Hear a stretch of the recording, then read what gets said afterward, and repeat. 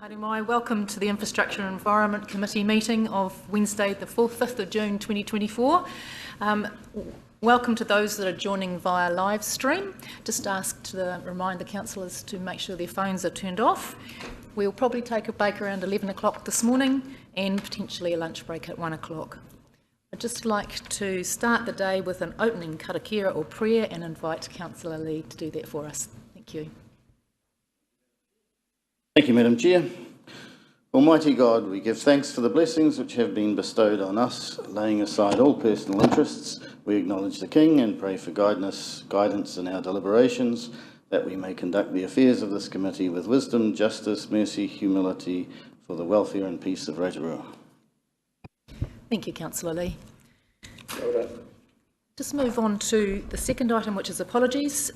We have apologies from Councillor Patterson, also from Councillor Maxwell. Councillor Kiriopa is an apology for lateness. She will be joining us shortly after a meeting she has to attend. And we've got Councillor Waru by Zoom. Can I have a mover and a seconder for the apologies be accepted, please?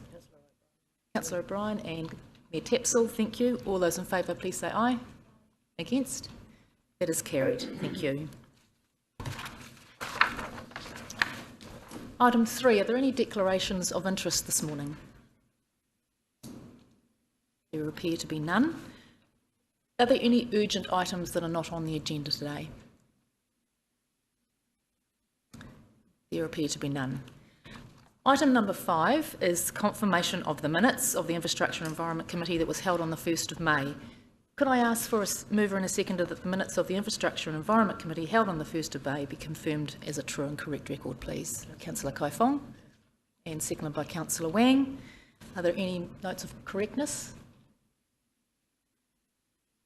There to be none. So I'll put that to the vote. All those in favour, please say aye. Aye. Against?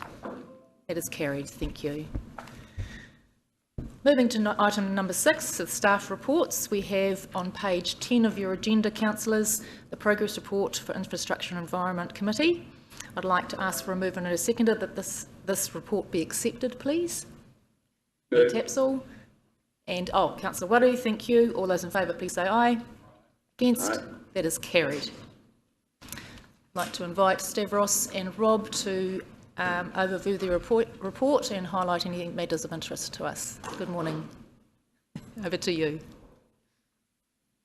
Good morning, Morena, everyone. Thank you, Madam Chair. Madam Chair, I would take the report as read. I've got a number of highlights I would like to make in this report. But certainly after that, more than happy to take any questions elected members may have related to this report. One of the highlights is that government ministers and other agencies have notified us that the new Three Waters legislation is now in submission out with changes to the previous Three Waters reforms. We have recently letters from the local government New Zealand and other agencies, and yesterday a letter from our two ministers advising us on the progress of that legislation. You are also aware that in recent times of presentations, consideration has been given as to the future management of the Three Waters for Rotorua Lakes Council, and the most recent advice from the two ministers is that the legislation is in progress, but in effect the legislation will allow councils to consider how they want to deliver their Three Water services through the delivery of the services delivery plan, and that plan has to be in place within 12 months of the legislation being enacted. However, by September this year or thereabouts, or before September, a decision has to be made as to whether we intend to form a service delivery plan on our own or in conjunction or collaboration with other TLAs. We will come back to you with some thoughts and proposals about that, that element. One of the other elements that the legislation is now seems to redress is that in the previous reforms, when objectives were established, such as the Te Mana Te Waiai or the health of the water, when we were dealing with the resource consent applications, it was anticipated that the health of the water would be taken higher priority in the hierarchy of objectives than the community health or community needs or economic or other considerations. The recent advice we had from the ministers is that hierarchy now is likely to change, and councils, while they have to give effect to the quality and health of the water, councils also have to manage the other important factors such as economic impacts and costs, and the regulatory authorities, in our case the regional councils, have to consider that in issuing resource consents for wastewater applications. So that's quite a very balancing act. But again, the legislation will provide for us a lot more detail and a lot more clarity as to how we move forward. And no doubt elected members will receive a report from us over the next 2-3 months as to how we propose to move forward in that direction. The other element I want to touch base with is that, as discussed in earlier meetings, the Tarawera wastewater reticulation project is progressing, but in view of some disruptions to the progress of the work back in January, February this year, a court injunction has been lodged, and has been communicated. A notification was given to everyone, and a date for that court to receive all the documentation has been set for the 21st of June. Now, the judge has not actually established a fixed date for when he's going to make a decision onto that, or he or she is going to make a decision onto that, but it's in progress at the moment, and obviously there is some media attention to that injunction because we were obligated to notify the public that the injunction has been lodged, and some members of the community have sought access to information, signing my affidavit, in support of that. We have provided information, and elected members should be aware that there will be some comments and some views and some perspectives expressed in that direction. We continue to advise the local community of Tarawera, the affected ratepayers up there, for the progress of the project and the risks arising from legal costs and so on, and will continue to be as transparent and as open to the situations as we are able to. Fluoridation, water fluoridation status. There are two elements that elected members should be aware. I'm sure you are aware, but to reiterate here again today, Mayor Tapsell has written to the Minister of Health and the Director General of Health, I think 2 or 3 weeks ago, along the lines that the compliance date of end of April 2024 have passed. We have not, although we were ready to implement the directive, we were not able to meet the directive because there was ambiguity in the lawfulness of that direction. And therefore, Mayor Tapsell sought very clear guidelines as to, or assurances that we would not be penalized for not complying with the date because that was not the council's fault for not being able to comply with it. And therefore, we have, Mayor Tapsell in her letter has asked that the Minister and the Director General grants extension to our time frame compliance, and only after that the Director General has written to us and reaffirmed that she has responded to the earlier court's decision in November 2023 to comply with the human rights components of that legislation directive. We haven't heard back from the Minister or the Director General yet. However, about a week ago, a case in Hastings Court arose where the Hastings District Council decided to go ahead and implement the fluoridation.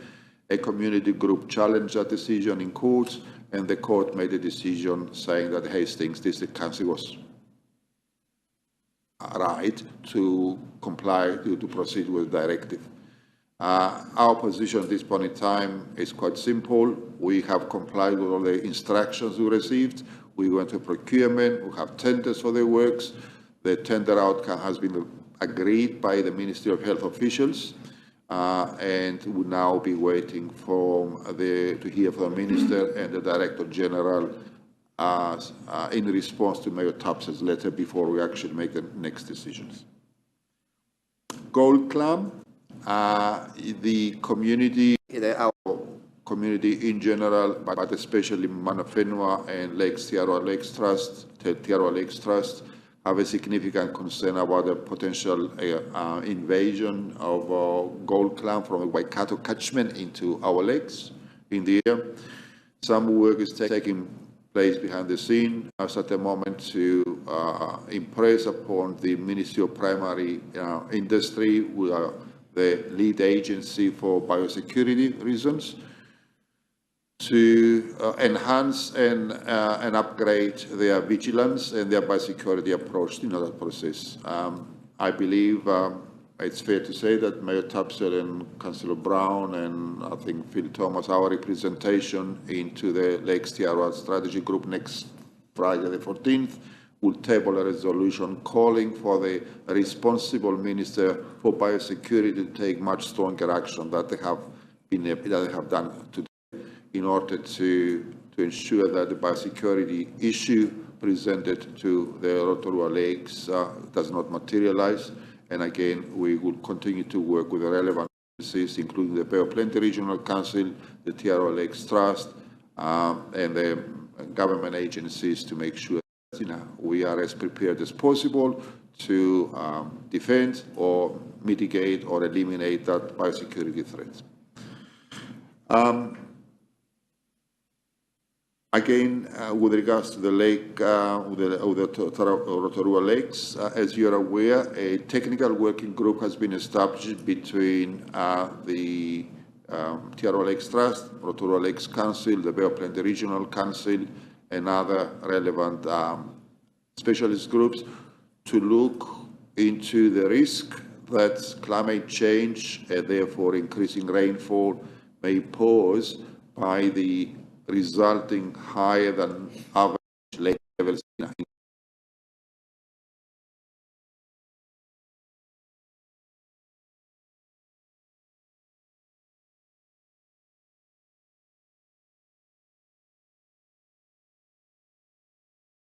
since November last year. Yesterday we met again and we have explored a number of high-level objectives, but in a nutshell, the question that needs to be asked is that if climate change will continue to result in high-intensity rainfall events and where the lakes do not have an ability to discharge naturally and to maintain critical levels, or at least at levels that will not impact our communities, what kind of existing management structures are in place now and what should be in the future be in place to manage lakes at a level that will protect our communities for that risk. This is a complicated matter because the management structures and the standard operation procedures of managing lakes are a result of the last 50 or 60 years of ongoing processes behind that, and therefore a recommendation is expected to go back to the strategy group around August, September this year with some high-level objectives, and then the partners have to work on joining that kind of direction. The other element I want to touch base again, and cognizant of the fact that you are actually over the next few days going through the deliberations of finalizing the long-term plan. We anticipate that we have certain activities that will continue to be delivered in terms of our normal maintenance, proactive and reactive maintenance works on our infrastructure. We do have our renewal processes, factoring forwards. And we are making our plan for the year one of the LTP to the best of the level of our ability, as we know at this point in time. One element I would like elected members to be cognizant of is that we, in that process of renewing existing assets, we are also renewing some key facilities like public toilets And although there is a need for some renewals, and we're also going to have some limited and constrained funds in that particular area, our intention, and as articulated in this report here too, would give the highest priority in the areas where there are the highest community benefit. It may mean in some areas those renewals of some of these old facilities have to wait a bit longer, but we'll give priority to the areas that actually result in the highest community benefit before we actually establish a work program to that effect. So that's what I want to say. Thank you very much. I'm more than happy to take any questions out of, of the report or any additional matters elected members may have in mind. Thank you. Thank you, Stavros. Did you want to add anything now, Rob, or should we? No, that's okay. Just happy to help with any questions. Great. Thank you very much. Councillors, do you have any questions for Councillor Lee? Thank you, Madam Chair. Stavros, you referred to the fluoride directives. As you may know, I attended the judicial review in Wellington a couple of weeks ago on that. Are you aware whether the Director General of Health has yet complied with the court's order to do a Bill of Rights assessment as directed back in November? Sorry, Councillor Lee, no. We have no report back from the Director General that she has actually executed or complied, with those, instructions on the court. And as I said earlier, Mayor Tapsell actually specifically in her letter to the Director General said, well, until you give us that assurance that you comply with that instruction, we expect that, we will pause the process until we get that reassurance. Having said that, the Hastings Court actually made some decisions. We say that those instructions by the court in November 2023 are not really constraining the execution ability of the directive. That's the court's decision in Hastings. Yeah, the court hasn't invalidated the directives, but we're still awaiting the Director General of Health to complete its court order. Correct. That's all from me for the moment, and maybe I'll come back later if I may. Thank you, Councillor Lee. Councillor O'Brien? Thank you, Madam Chair. Through the Chair, thank you both for your report, Stavros. Stavros, could I just ask, when you say that you've been in communication with the Tarawera sewage scheme with the community there, could you spend a little bit of time just taking us through what communication steps and who those communications are being held with, please? Sure.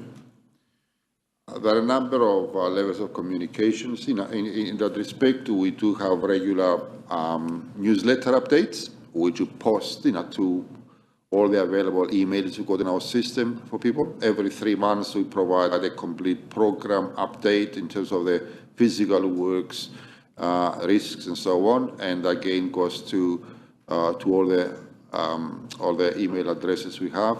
We work directly with the Tarawera Residents Association on a regular basis. There are meetings, if not weekly, every fortnight, at least.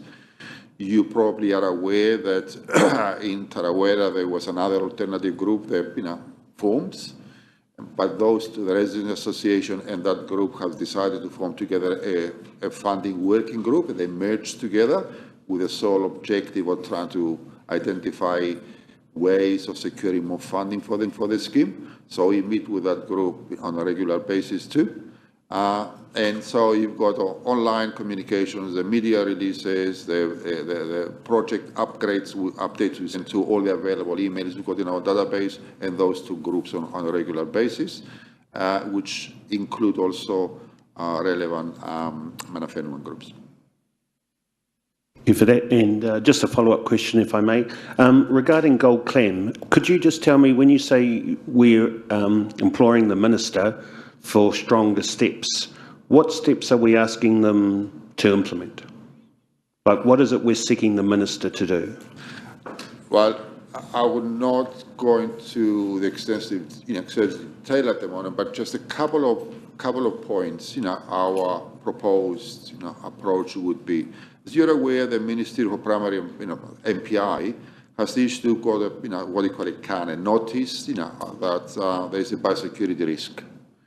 But they have not actually provided any resources to ensure compliance with the need for a boat owner living in the Waikato region to come into Rotorua for fishing, for example, okay? To wash the boats. They're not providing funding for that. They provide some upfront capital work, but they're not prepared to put funds for that enforcement to take place, that monitoring to take place. We also believe that there are significant other steps that can be taken in the Waikato catchment. So people living in Waikato should get some certificates or some warrants that actually they have undertaken appropriate precautionary measures, such as washing their boats and declaring the boats is free of, any contaminants in that respect. But the MPI at the moment, other than issuing notices, they do not have control stations, certificates for compliance. In Rotorua area, they don't fund the ongoing operation of wash stations and monitoring regimes. To some degree, they seem to expect that the local authorities, such as Rotorua Lakes Council or the Bay of Plenty Regional Council or other agencies, will do that work. But in reality, that they are the lead agency for biosecurity, and there's a number of measures such as wash stations, monitoring, certifying compliance, that should be funded by that ministry instead of funded by ourselves at this level. Thank you. Would it be possible to get a copy of that letter, please? The resolution, you mean? Yes, thank you. Well, we'll table it next on the 14th, and after that, sure, you can. Thank you very much. Thank you, Madam Chair. Thank you. Any other questions, councillors? Mayor Tapsell. Thank you, Madam Chair. Through you. Just wanting a quick update regarding the airport and Eastgate intersection. I do note that you've got it in the report in upgrades to support growth, and that the intersection is in design to be tendered once detailed design and final estimates are complete, but that we are also waiting on NZTA planning approval for this Eastgate intersection improvements.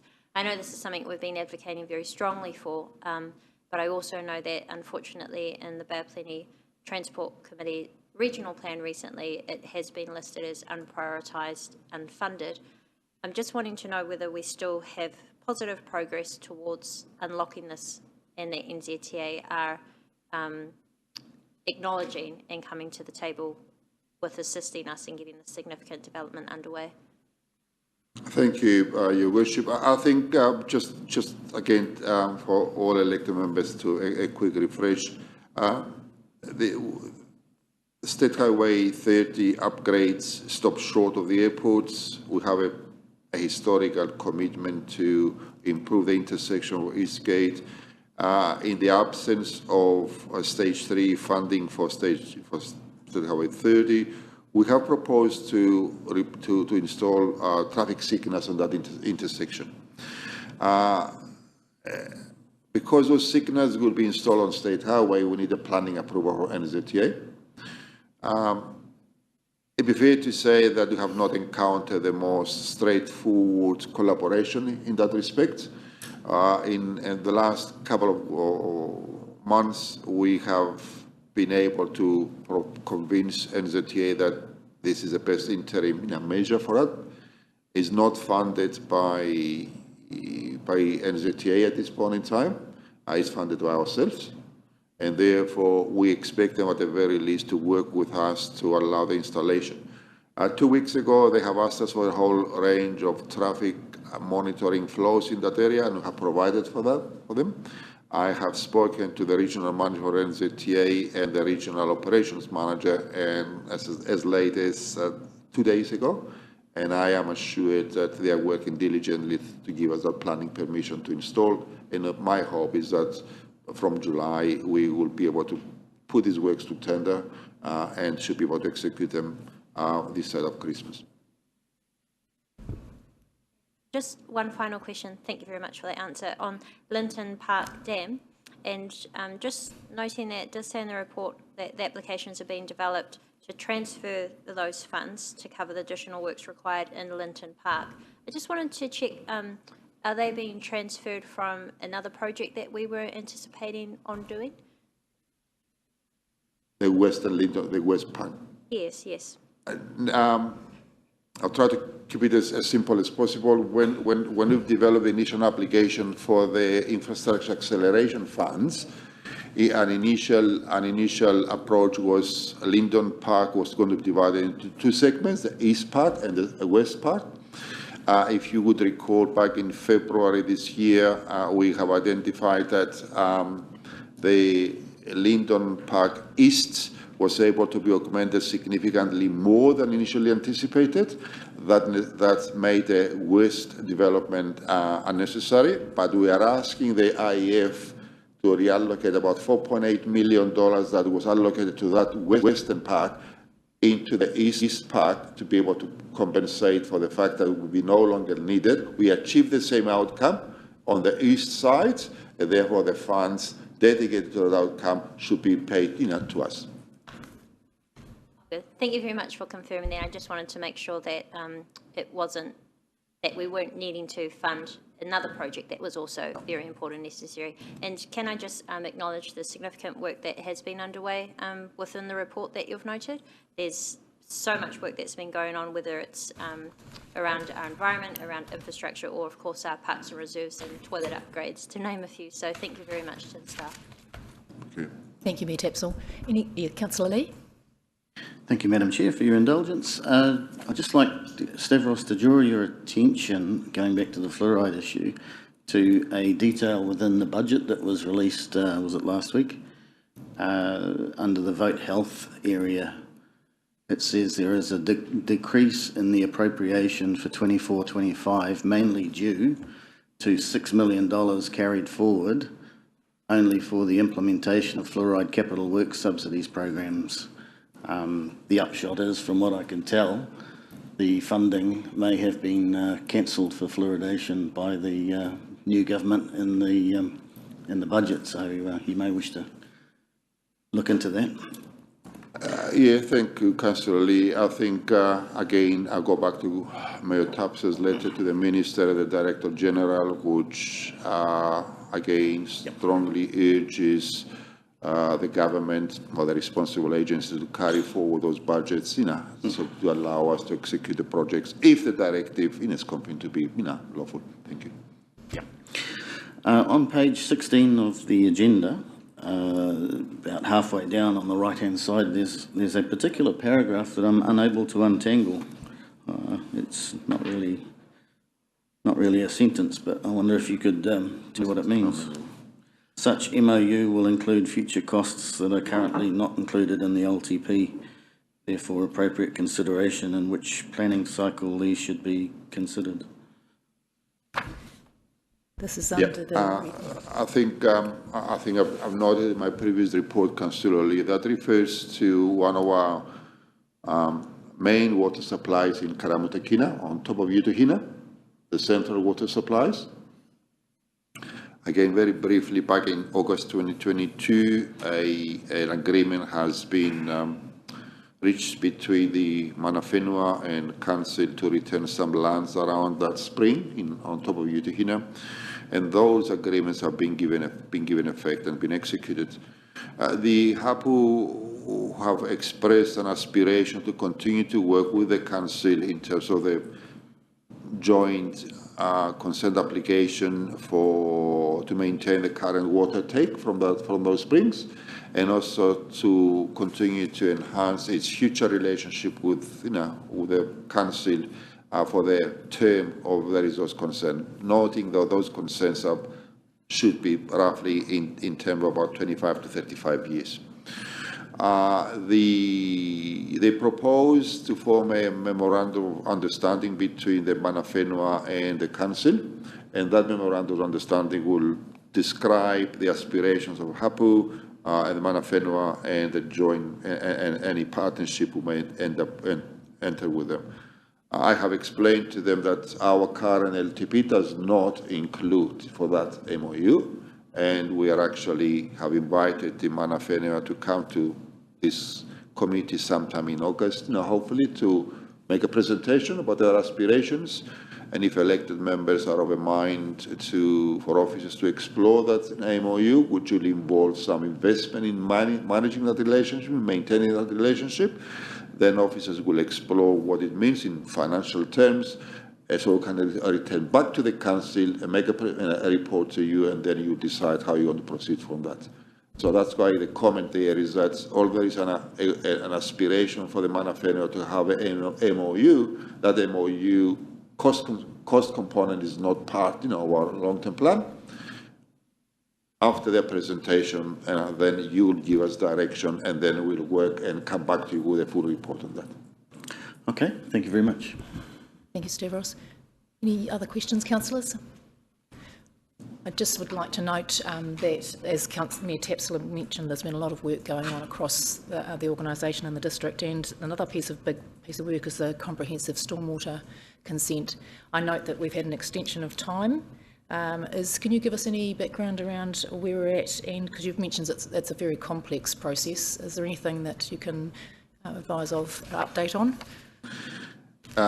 Thank you, Madam Chair. The extension of time is till November this year, and the reason for that is in terms of under the current RMA processes, when we propose to do works that affect the flow of water into streams, and then we have a number of stakeholders to consult with, including within the stakeholders, obviously the regulatory authority, the Development and Regional Council, who are not just the regulatory authority, they are also an operator of the system. Remember, they operate the lake levels, they operate a part of the stream system, so we need to work with them at the operational level.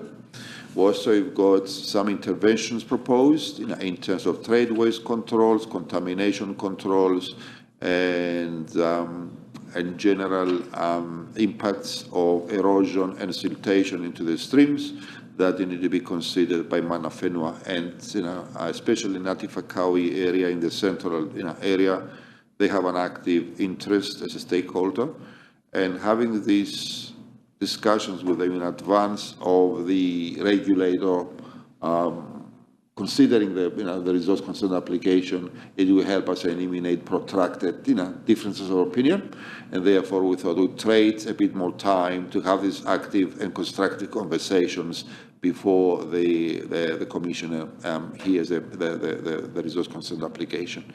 So it is a complex matter. It involves many stakeholders, both at the regulatory and actually affected party level.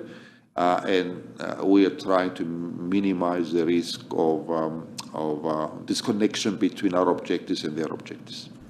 Thank you. I appreciate that answer, and I think Andrew might have something to add as well. Thank you, Madam Chair. On presuming that questions are complete, but obviously leaving room for them later, just wanted to acknowledge the work of Stavros and his team, and particularly to highlight that Stavros is going on extended leave for a period of time, so won't be appearing at the next Infrastructure and Environment Committee, but he will be ably deputised by Russell George, who's watching from the corner there. So just wanted to recognise Stavros and recognise the time off that he's taking to go overseas for a well-deserved break, and will return refreshed and recharged in August. Thank you, Andrew. And I would also like to acknowledge the work of your team, your Civil Defence Emergency team, who were acknowledged by the recent review and by Sir Jerry Matapare. Apparently we have done a very good job of our planning and development and working together, and also being aware of situational awareness was also. I just want to thank you and your team for that great work. Is there anything else from the councillors on this? That appears to be all. Thank you very much for your help today with your reports. We'll move on to the next items in the agenda, councillors. We propose now that we go into, have a resolution to move into public excluded. We're on page 24 of your agendas. There are 3 items for consideration today in public excluded. The first is the confidential minutes from the council meetings held on the 1st of May 2024. The second is a statement of intent for Infracore Limited for the year commencing 1st July 2024. And the third is the wastewater treatment program update and approval of contract 22/037 variation. The reasons that we suggest we move into confidential are commercial sensitivity, to enable commercial and industrial negotiations, and to prevent the use of the information for improper gain or advantage. Do I have a mover and a seconder to move into public excluded, please? That's Councillor Brown, and seconded by Mayor Tapsell. All those in favour, please say aye. And against? That is carried. Thank you.